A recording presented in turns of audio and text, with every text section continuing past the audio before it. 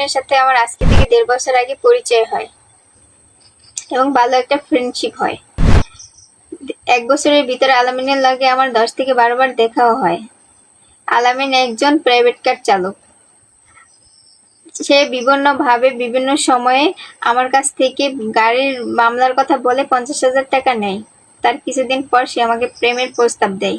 আমি রাজি না হওয়ায় সে আমাকে হুমকি দেয় এবং সুইসাইড করবে এই কথাও বলে।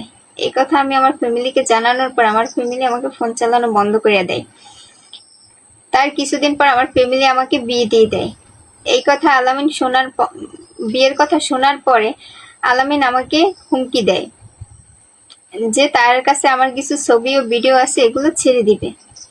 এই কথা আমার জামাই জানার পরে সে বলে যে আসেন ভাই আমরা দেখা করি। আলামিন একটা টাইম দেয় 5 তারিখ। তারপর আমিও আমার হাজবেন্ড দুইজনে মিলে দেখা করি। দেখা করার একটা পর্যায়ে সে আমাদেরকে নিয়ে মার্কেটে যায়। মার্কেটে যাওয়ার পরে আমরা মার্কেট থেকে চলে আসি।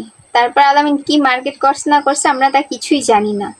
এবং সে সোশ্যাল মিডিয়ায় ছড়াচ্ছে যে তার কাছ থেকে নাকি আমরা 50,000 টাকা আর মার্কেট ও 20,000 টাকা হ্যান্ড ক্যাশ নিছি।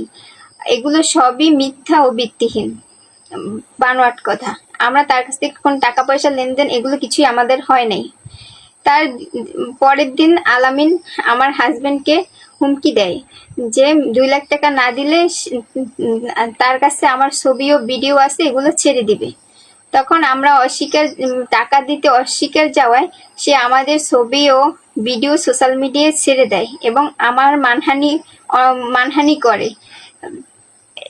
এর আমি সুস্থ বিচার চাই।